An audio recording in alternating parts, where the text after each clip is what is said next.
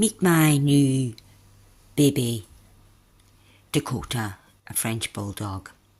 He is the most peaceful little thing. Nearly sleeps all day, has a bit of fun, no barking, no nothing. And then he wants his cuddles and I give him his cuddles, but unfortunately, does anybody else's little cuddly do this?